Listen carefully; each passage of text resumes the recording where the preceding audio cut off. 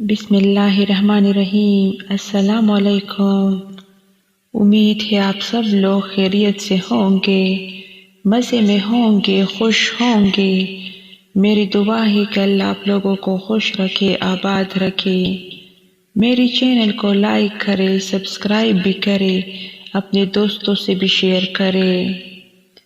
جب انسان اللہ کی پکڑ کو بھول جاتا ہے تو اس کا دل سخت ہو جاتا ہے۔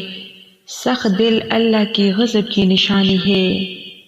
اللہ پاک جب کسی بندے سے بلائی کا ارادہ کرتا ہے تو اس کے گناہ کی سزا فوری طور پر اسے دنیا ہی میں دے دیتا ہے۔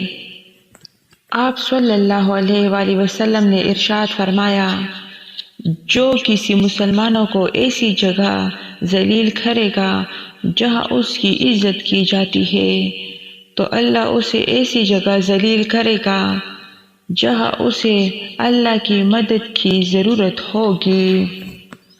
اللہ تعالیٰ ظالم کو مہلت دیتا ہے، جب اس کو پکڑ لیتا ہے تو پھر اس کو نہیں چھوڑتا۔ قرآن کہتا ہے، اپنے دشمنوں کی چالوں سے پریشان نہ ہوا کر، بے شک تمہارا رب سب سے بہترین چال چلنے والا ہے۔ دوسروں کا دل توڑنے والے کو اللہ پاک ایسے توڑتا ہے کہ اس کا جینا بھی مشکل ہو جاتا ہے۔ یہ دنیا مکافاتی عمل ہے، بس تھوڑا صبر رکھو، کیونکہ اور تیرا رب نہیں بھولتا۔ اکڑ تب تک چلتی ہے جب تک پکڑ نہیں ہوتی۔ اللہ کی دی گئی ڈیل کو اپنی چالاکیاں مت سمجھو۔